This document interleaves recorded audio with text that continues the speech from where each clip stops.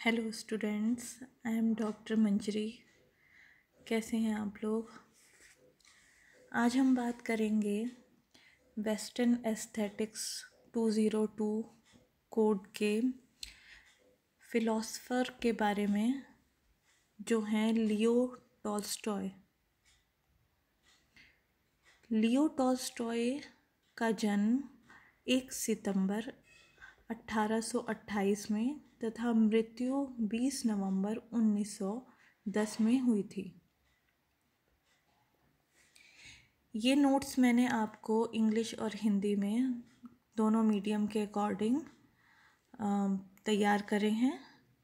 जो English medium के students हैं वो इसमें से नोट्स ले सकते हैं, और जो हिंदी मीडियम वाले हैं वो इसमें से नोट्स ले सकते हैं। तो स्टार्ट करेंगे। फर्स्ट पॉइंट है, यह 19वीं शताब्दी के सर्वाधिक सम्मानित लेखकों में से हैं। इट मीन्स 19वीं शताब्दी के जो सर्वाधिक सम्मानित लेखक थे, सबसे ज़्यादा जो पॉपुलर लेखक थे, उनमें से ये एक हैं। इनका जन्म रूस के एक संपन्न परिवार में हुआ था। इनका जन्म जो रूस में हुआ था वो एक संपन्न परिवार, यानी जिसे किसी भी चीज़ की कमी ना हो, इस तरह का जो परिवार, जिसमें पैसों की किसी भी चीज़ का अभाव ना हो, ऐसे परिवार में हुआ था। नेक्स्ट, धन दौलत प्रतिभा होते हुए वे शांति के लिए तरसते रहे। उन्होंने 1890 में अपनी धन संपत्ति त्याग दी तथा अपने परिवार को छोड़कर ईश्वर व गरीबों की सेवा करने निकल पड़े। इट मीन्स धन दौलत प्रतिभा होते हुए भी, मतलब पैसों और टैलेंट की कमी नहीं थी उन्हें, तब भी वो अपनी मन की शांति के लिए तरसते थे और घर पैसे सब कुछ छोड़कर वो ईश्वर व गरीबों की सेवा करने के लिए निकल पड़े। नेक्स्ट पॉइंट है, इनके माता पिता की मृत्यु बचपन में ही हो गई थी। बहुत छोटेपन से ही इन्होंने जो अपना जीवन है अकेले ही बिताया। नेक्स्ट, 1862 में टॉल्स्टॉय का विवाह साफिया बेहर्स नामक उच्च वर्गीय संभ्रांत महिला से हुआ था। 1862 में टॉल्स्टॉय का विवाह साफिया बेहर्स नामक उच्च वर्गीय यानी अपर क्लास संभ्रांत महिला, सम्मानित महिला को बोलते हैं संभ्रांत महिला, रिप्यूटेड जो लेडी थी उनसे हुआ था। टॉल्स्टॉय उच्च कोटि के लेखक, कलाकार और बहुमुखी प्रतिभा के धनी थे। टॉल्स्टॉय उच्च कोटि के लेखक, उच्च कोटि इसका मीनिंग यहाँ पे अपर क्लास नहीं होगा, इसका मतलब है उच्च कोटि के, इट मीन्स अच्छा लिखने वाले, बहुत अच्छे लेखक थे, कलाकार और बहुमुखी प्रतिभा के धनी थे, यानी कि मल्टी टैलेंटेड थे, उनमें बहुत सारे टैलेंट थे। नेक्स्ट पॉइंट, उन्होंने जो कुछ देखा और माना उस पर ही अमल किया। उन्होंने जो कुछ देखा था उसको उन्होंने माना और उसी को उन्होंने अमल किया। इट मीन्स जैसे हम जो कुछ देखते हैं उसे मान तो लेते हैं कि हाँ ये चीज़ सही है, लेकिन उस पर हम लोग अमल नहीं करते हैं। जब करने का कुछ टाइम आता है तो हम उस चीज़ को इग्नोर कर देते हैं, लेकिन उन्होंने जो कुछ देखा था उस चीज़ को उन्होंने माना और उसी पर अमल किया। नेक्स्ट, टॉल्स्टॉय ने कला और समाज के परस्पर संबंध को स्वीकार किया। यह जन समुदाय को प्रभावित करती है और उसे कार्य करने के लिए प्रेरित करती है। टॉल्स्टॉय ने ड्राइंग और सोसाइटी के आपस के जो रिलेशन थे, क्योंकि ड्राइंग को समाज में सभी लोग अच्छी, ऐसा नहीं है कि सभी लोग अच्छी उस नज़र से ही देखते हों, तो ड्राइंग और सोसाइटी के बीच जो रिलेशन थे उन्हें उन्होंने स्वीकारा और मास कम्युनिटी को इफ़ेक्ट जो मास कम्युनिटी को अफेक्ट करती है, और उसे कार्य करने के लिए प्रेरित किया कि लोगों को इसके लिए कार्य करना चाहिए, उन्हें प्रेरणा दी, प्रेरित किया। नेक्स्ट हेडिंग है टॉल्स्टॉय के अनुसार कला। जो टॉल्स्टॉय के अनुसार, उनके अकॉर्डिंग जो कला थी उसके बारे में है। टॉल्स्टॉय के कला संबंधी विचार उनके लंबे निबंध पुस्तक व्हाट इज़ अ आर्ट में मिलते हैं। इनके जो कला संबंधी विचार थे, उन्होंने बहुत मोटी मोटी बुक्स लिखी हैं और लंबे निबंध लिखे हैं। उनकी एक पुस्तक है व्हाट इज़ अ आर्ट, उसमें उनके कला संबंधी विचार, यानी जो कला के बारे में विचार थे, क्योंकि उन्होंने और भी चीज़ों के बारे में अपने विचार रखे हैं, लेकिन जो उनके कला संबंधी विचार थे वो व्हाट इज़ अ आर्ट नामक पुस्तक में मिलते हैं। नेक्स्ट, ये कला को सुख विलास आनंद का साधन नहीं मानते हैं, ये कला को मानव के बीच संपर्क का साधन मानते हैं। इट मीन्स ये कला को सुख विलास यानी खुशी और दुख, आनंद इट मीन्स सुखद अनुभव का साधन नहीं मानते, खुशी का साधन नहीं मानते हैं। ये कला को मानव के बीच संपर्क का साधन मानते हैं, यानी आपस में मानव के बीच में जो फीलिंग्स होती हैं उन्हें मानते हैं। ये खुशी, दुख और आनंद का साधन नहीं मानते हैं। नेक्स्ट, उनके अनुसार अपने हृदय के भावों को दूसरे के हृदय में उत्पन्न करना ही कला है। कला संप्रेषण है।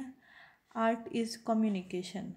उनके अकॉर्डिंग आर्ट कम्युनिकेशन है, यानी कि जब आप अपनी भावनाओं को दूसरे के हृदय में उत्पन्न कर सको, अपनी फीलिंग्स को दूसरे तक पहुंचा पाओ और वो उससे प्रभावित हो जाए, तो उनके अकॉर्डिंग वही कला है। Art is communication. Next heading है टॉल्स्टॉय, नहीं हेडिंग नहीं है, अकॉर्डिंग टू टॉल्स्टॉय। ये उनके अनुसार जो उन्होंने बोला है, कला वह माध्यम है जिसके द्वारा कलाकार अपनी भावनाओं द्वारा दूसरों को प्रभावित करता है। यही बात मैंने अभी ऊपर बताई थी कि कला वह माध्यम है जिसके द्वारा कलाकार अपनी भावनाओं यानी फीलिंग्स के द्वारा दूसरों को प्रभावित करता है, अपनी फीलिंग्स से दूसरों को प्रभावित करता है। इससे क्या होता है कि दोनों में आपस में कम्युनिकेशन होता है, जो उन्होंने ऊपर भी बताया था, अपने हृदय के भावों को दूसरे के हृदय में उत्पन्न करना, यानी अपनी फीलिंग्स को दूसरे में डेवलप करना और उससे वो प्रभावित हो जाए। नेक्स्ट पॉइंट है, जो रचना प्रभावित नहीं कर सकती उसे कला नहीं माना जा सकता। जो कृति जो आपने बनाई है, रचना जो आपने लिखी है या कृति जो भी है, वो अगर आपको प्रभावित नहीं कर सकती, आपके ऊपर इफ़ेक्ट नहीं डाल सकती, तो उसे कला नहीं माना जा सकता है। अकॉर्डिंग टू टॉल्स्टॉय, कला क्या है यह जानने के लिए आवश्यक है, कला क्या नहीं है ये जानना। इसमें उन्होंने बोला है कि कला क्या है ये जानने के लिए आवश्यक है, कला क्या नहीं है। यानी कि पहले आप ये जानिए कि कला में क्या क्या नहीं है, कला क्या नहीं है ये जानना आवश्यक है, क्योंकि ज़्यादातर चीज़ें जो हैं वो सब कला में ही आती हैं। नेक्स्ट, कला आनंद प्राप्ति का साधन नहीं, मानव जीवन के लिए अनिवार्य आवश्यकता है। कला जो है वो आनंद प्राप्ति का साधन नहीं है कि हमें उसे देख के आनंद आ रहा है, हमें खुशी मिल रही है। वो मानव जीवन की अनिवार्य आवश्यकता है, ज़रूरी चीज़ है उसके लिए। नेक्स्ट, व्यक्तिगत रुचि की वस्तु भी कला नहीं हो सकती, यानी जो आपका पर्सनल इंटरेस्ट है, हॉबी है, वो भी कला नहीं हो सकती, क्योंकि वो आप में पहले से ही है, बचपन से है या डेवलप हो गई बाद में, लेकिन वो आपकी व्यक्तिगत रुचि है, तो वो भी कला नहीं हो सकती, क्योंकि उनके अकॉर्डिंग कला वो है जो वो अपनी फीलिंग्स को दूसरे तक पहुंचा सकें और उससे वो दूसरा प्रभावित हो सके। इसलिए जो अपने पर्सनल इंटरेस्ट है उसे उन्होंने कला नहीं माना है। नेक्स्ट हेडिंग है कला क्या है। कला एक प्रकार का आंतरिक संबंध है जो कलाकार कला का निर्माण कर रहा है उसमें और जो उस कलात्मक प्रभाव को उसी समय ग्रहण कर रहे हैं या ग्रहण कर चुके हैं या आगे करेंगे, उनमें ये संबंध बनाता है। जैसा कि पहले भी आपको बताया है कि आंतरिक संबंध है, आपस की जो फीलिंग्स डेवलप होते हैं उसके बारे में बात कर रहे हैं। जो कलाकार कला का निर्माण कर रहा है, जो ड्राइंग बना रहा है, उसमें जो उस कलात्मक प्रभाव को उस समय ग्रहण कर रहे हैं, उससे जो वो ग्रहण कर रहे हैं कि इसमें जो कलात्मक प्रभाव है उसे जो ग्रहण कर रहे हैं, जो देख रहे हैं या जो सुन रहे हैं या ग्रहण कर चुके हैं या आगे करेंगे, उनमें ये आपस में रिलेशन बनाता है। नेक्स्ट पॉइंट है कला एक मानवीय क्रिया है जो इस प्रकार है। कोई व्यक्ति सचेत रूप में बाहरी संकेतों द्वारा खुद अनुभूत की गई भावनाओं को दूसरों तक पहुंचाता है और दूसरे में भी वे भावनाएं जागृत हों, वे उनका अनुभव करते हों। कला एक मानवीय क्रिया है। मानवीय क्रिया क्यों बोला गया है इसे? इसलिए क्योंकि ये एक ऐसी क्रिया है जो फीलिंग्स जो उन्होंने बोला है कि वो दूसरे में डेवलप हो सकती है, कोई निर्जीव चीज़ नहीं है। कोई व्यक्ति सचेत रूप में यानी कि वो सचेत रूप में यानी जागते हुए चेतन मन से बाहरी संकेतों द्वारा खुद अनुभूत की गई, मतलब जो बाहर से हमें संकेत मिल रहे हैं, हमें कुछ फील हो रहा है, कोई कुछ बोल रहा है, तो उनकी भावनाओं को दूसरे तक पहुंचाता है और दूसरे में भी वो भावनाएं जब पहुंचती हैं तो उसकी भी भावनाएं जागृत हो जाती हैं और वे उनका अनुभव करते हैं। नेक्स्ट पॉइंट है कला किसी ईश्वर या सौंदर्य जैसी भावना की अभिव्यक्ति नहीं है, ना सुख कर रचना है, ना ही आनंद।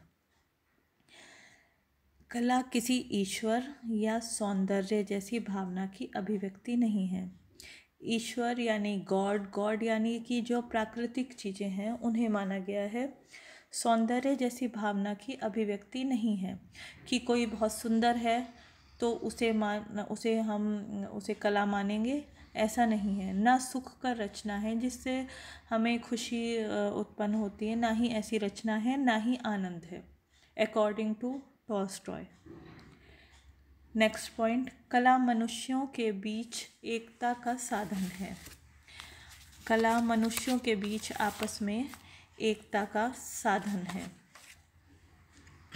जो सबको समान भावनाओं से बांध देती है, एक व्यक्ति और मानव के कल्याण के लिए आवश्यक है, कल्याण के लिए अनिवार्य है।